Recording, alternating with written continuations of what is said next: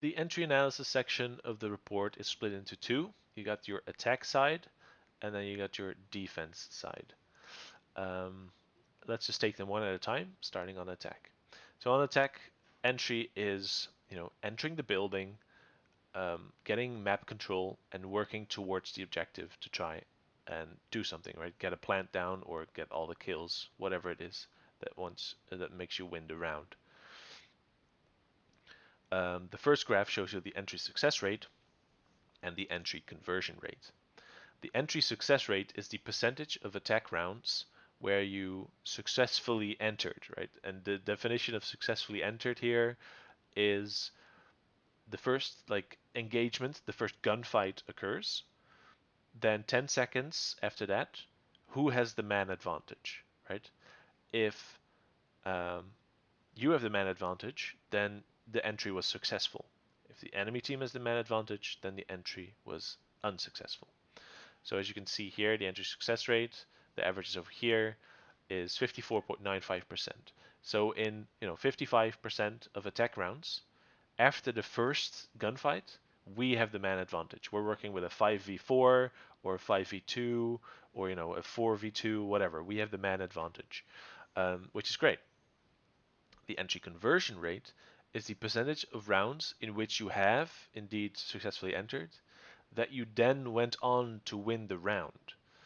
So how many of those successful entries have you converted into a round win? Ideally, this should be extremely high, right? Because you have the man advantage. All you need to do now is keep pushing and keep trading each other out, and you win by default, right? So your entry conversion rate should be really high. For us, it's 68.85, 69%. Um, I think that could be higher. Like it's okay, but it could be definitely improved.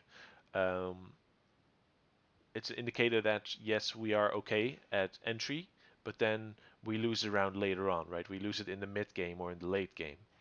So another interpretation here of what can you do, right? So your entry success rate, if that is low, you should be improving your droning. Make sure you drone each other in, right? Maybe look at your role assignments, right? Make sure the player with the highest mechanical skill is the one entering, right? Make sure whoever enters with them are close enough that they can trade each other out so that you end up not having a man disadvantage, right? Um, that's ways to increase your entry success rate. Entry conversion rate, if that's low, that's an indicator of something else is going wrong after the entry, right? So make sure you're watching your flanks, right? Have a dedicated person on flank watch. Don't forget to use your second drone that you still have in the pocket, right? Make sure you're all working towards the same goal, right? Make sure you understand, okay, we're going to plant here. You're going to watch the flank. You're going to cover me. I'm going to throw a smoke grenade over there. Make sure you have an execute plan that you can work towards. And that's how to improve your entry conversion rate. The first engagement time breakdown graph breaks down the round into 15 seconds increments, and then it shows you like the average of how a round usually plays out, right? So going through this, between 0 seconds and 15 seconds, in 2.5% of the attack rounds, the first engagement occurred, right? So this is likely a spawn peek. Either we got spawn peeked or we droned out a spawn peeker and then tried to contest that and killed them, right? Uh, then once we get to around let's say 30 seconds to 75 seconds, that's where the vast majority of our first engagements occur, right?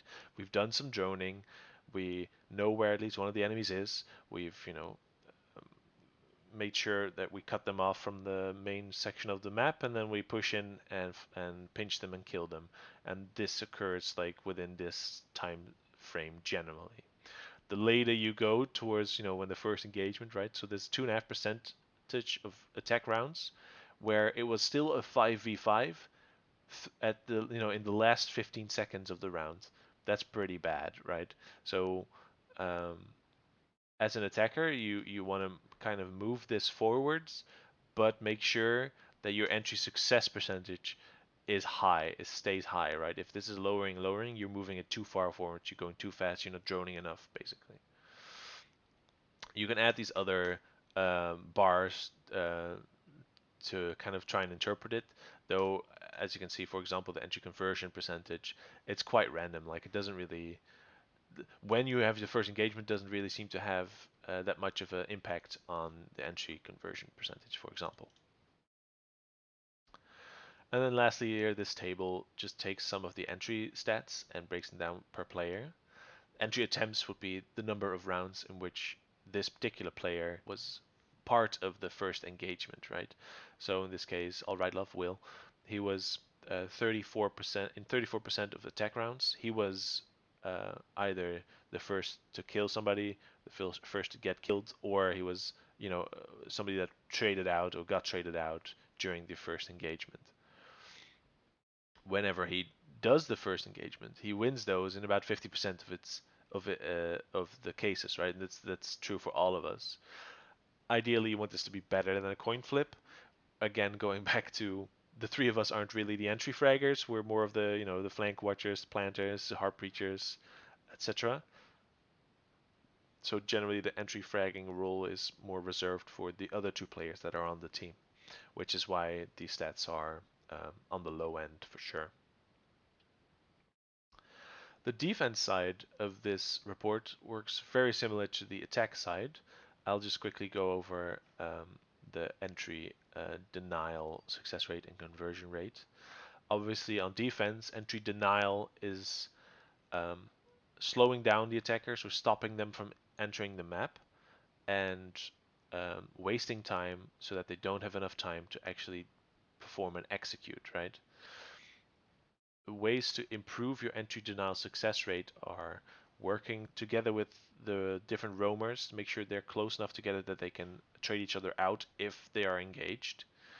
Ideally, though, work on falling back, right? Shoot a drone, fall back. Shoot a drone, fall back. Don't engage in a gunfight for as long as possible. It's not about getting kills on defense, it's about wasting time on defense, right? Other ways to really improve your entry denial success rate is having one player on cameras at all time to call out where they're coming from, what are they doing, making sure your roamers are aware. And if you're really good at spawn peaks, throw a couple of those in there. I wouldn't recommend it in general.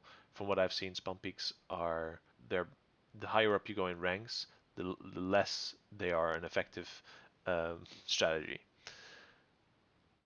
Your entry denial conversion rate is the percentage of rounds where you had a successful entry denial. So your first engagement ended up with you and man advantage, where you then ended up winning the round, right?